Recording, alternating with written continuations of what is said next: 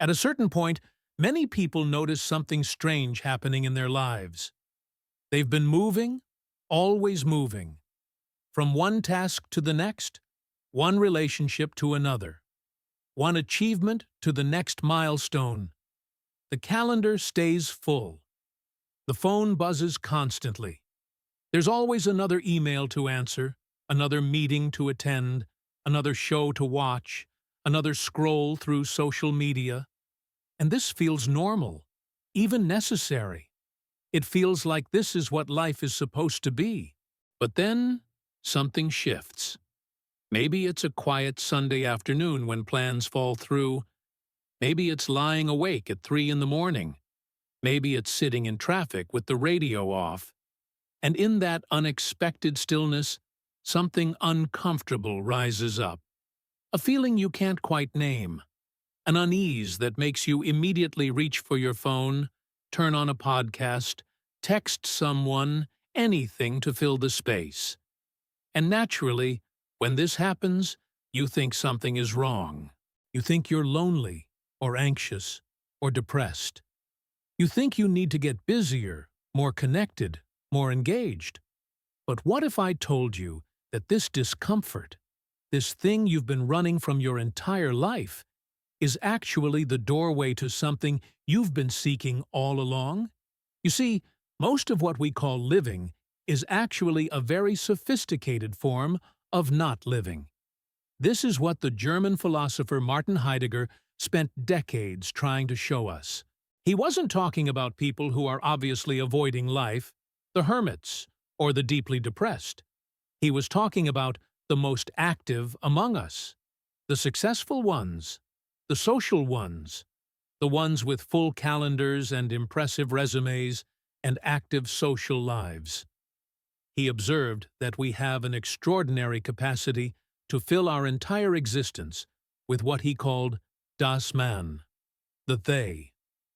We do what they do. We think what they think. We want what they want. We go to the schools they approve of, pursue the careers they respect, buy the houses in the neighborhoods they admire, raise our children the way they suggest. And we never stop, not for a moment, to ask who this they actually is, or whether any of it has anything to do with who we actually are. It's like this. Imagine you're in a house, and somewhere in that house is a room you've never entered. You know the room exists. You walk past the door every single day. But you've developed an incredibly elaborate system to avoid ever opening that door. You've filled your time so completely with other rooms, other activities, other concerns, that you can honestly tell yourself you simply haven't had time to open it. You're not avoiding it. You're just busy. And besides, all these other rooms need attention. The kitchen needs cleaning. The living room needs organizing. There are always emails to answer in the study. There's always something playing on the television in the den. The door to that room isn't locked. You could open it any time. But you don't. And after enough years, you almost forget it's there. Almost. Because every once in a while, in a moment of unexpected quiet, you feel its presence. And you fill that quiet immediately with noise. This is what Heidegger was pointing out when he talked about inauthentic existence. But here's what makes his insight so unsettling. He wasn't saying this inauthenticity is a moral failing or a psychological problem. He was saying it's our default mode. It's what we do naturally, automatically, without even realizing we're doing it. We don't choose inauthenticity the way we choose a career or a relationship. We fall into it the way we fall into sleep. It's comfortable. It's familiar. It asks nothing difficult of us. And most importantly, it protects us from something that feels dangerous. What is that dangerous thing? Heidegger had a technical term for it: being towards death. But don't get caught up in the terminology. What he meant is simpler and more immediate than it sounds. He meant the recognition that you are going to die. Not as an abstract fact you acknowledge intellectually. not as something that happens to other people or to future you, but as the most fundamental fact about your existence right now. You are going to die, and you don't know when, and when you do, everything you think of as you, all your projects and plans and identities and relationships will simply cease. This recognition, when it hits you directly, is terrifying. It strips away all the comfortable stories we tell about who we are and why we matter. And so we run. We run into busyness. We run into roles and identities. We run into other people's opinions and society's values. We run into anything that will distract us from this fundamental fact. And we can run very successfully for a very long time. Decades, entire lifetimes.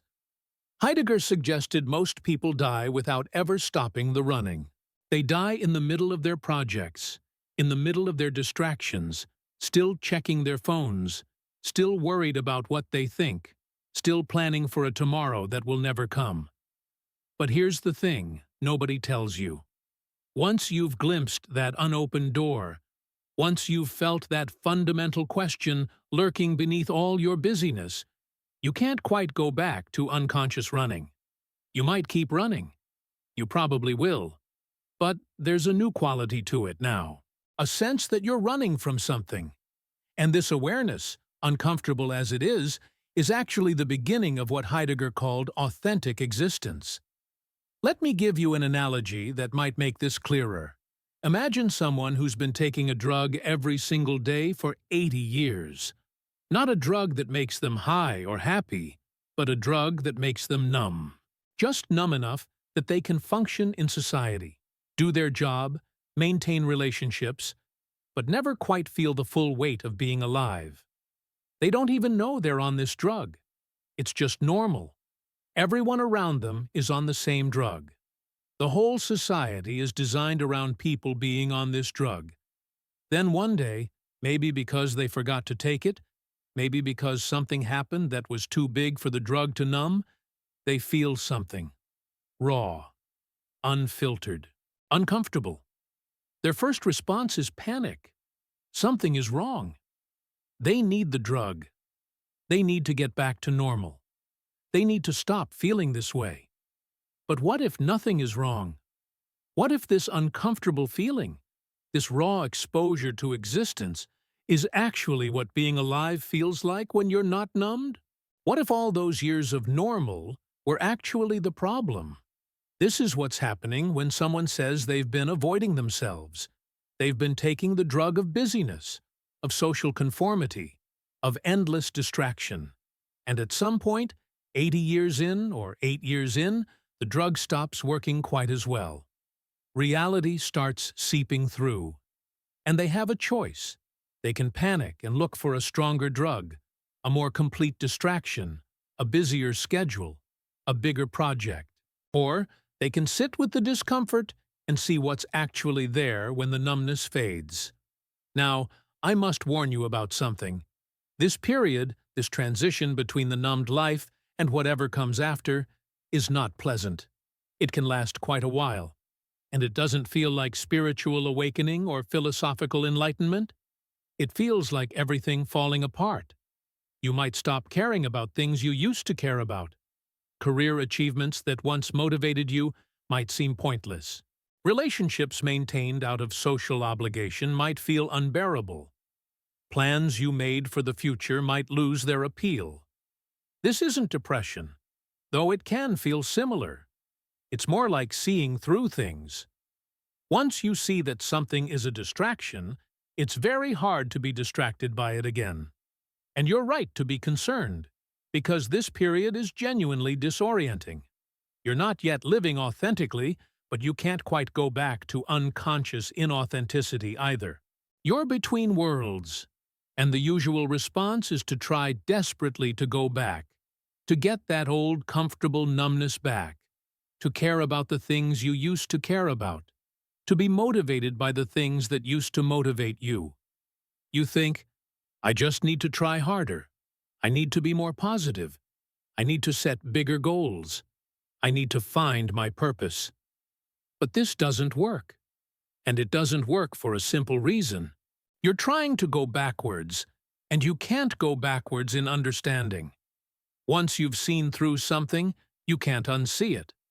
It's like trying to believe in Santa Claus again after you've found out the truth. You can pretend. You can go through the motions, but the innocent belief is gone. The magic only worked when you didn't know it was a trick. Let me tell you about someone I knew. He was in his early 80s when I met him, a successful man by any conventional measure. Distinguished career, respected in his field, financially secure, surrounded by family. But he told me something that stayed with me. He said for 80 years he'd been building, always building. Building his career, building his reputation, building his retirement fund, building relationships, building a legacy.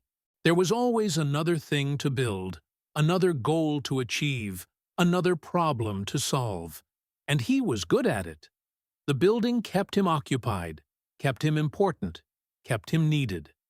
Then his wife died, and in the silence that followed, in the space that opened up, he found himself sitting in his study one afternoon with absolutely nothing that needed to be built. Everything was already built. Or it didn't matter. Or it would be torn down eventually anyway. And he sat there, expecting to feel devastated or empty or purposeless. But what he felt instead was something he couldn't quite articulate at first. It wasn't happiness. It wasn't peace. It wasn't enlightenment. It was more like presence.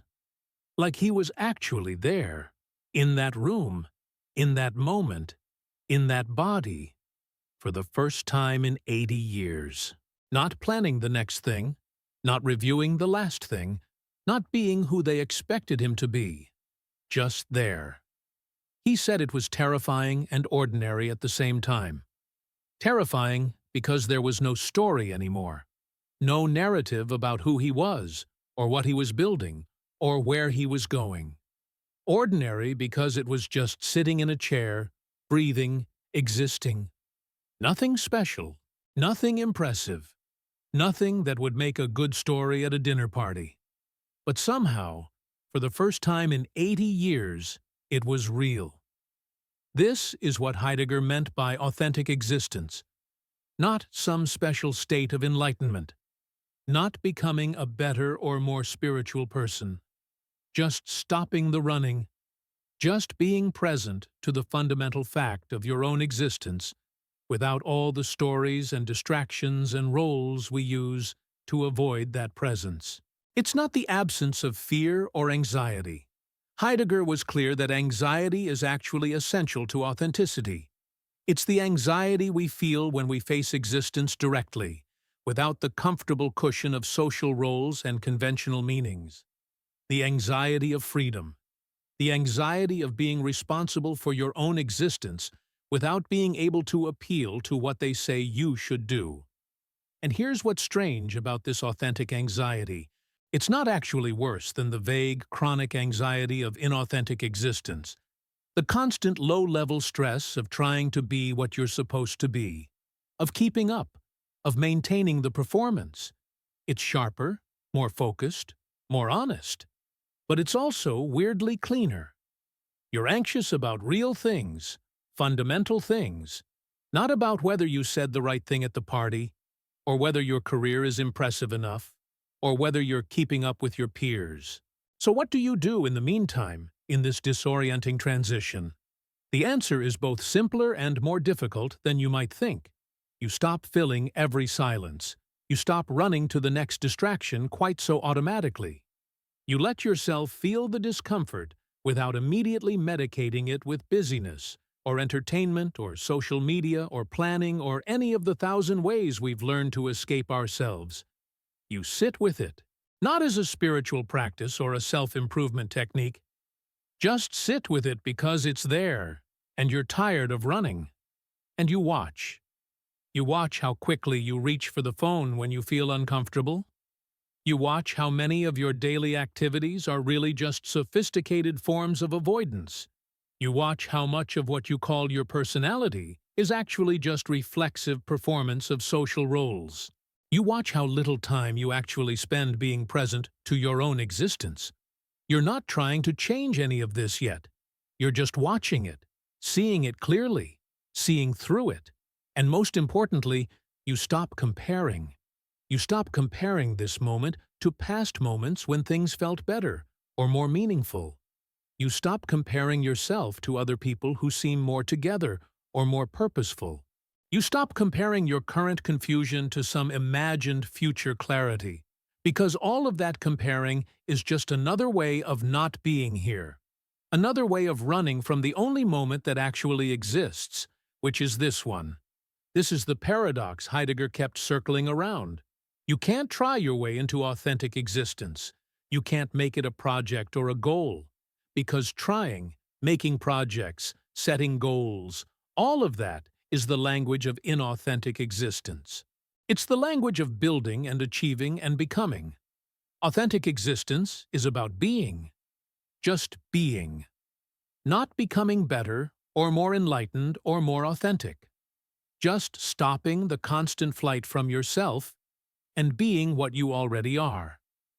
Perhaps the deepest reason you've been avoiding yourself all these years is that you've outgrown the stories that made sense of your life. Not because you're better or more advanced now, but because those stories, those meanings, those purposes you inherited from society, from your parents, from your culture, they worked for a while. They got you through. They gave you something to strive for. But at a certain point, if you're paying attention, you see that they're just stories, useful fictions. And once you see that, you can't quite believe in them the same way anymore. And then you're thrown back on something more fundamental. Not a better story or a truer meaning or a higher purpose. Just the bare fact of existence. You're here. You exist. For a little while longer, you'll continue to exist, and then you won't. And in the meantime, you have this moment, and then this one, and then this one. That's it. That's all there is. No grand narrative, no ultimate purpose, no cosmic meaning.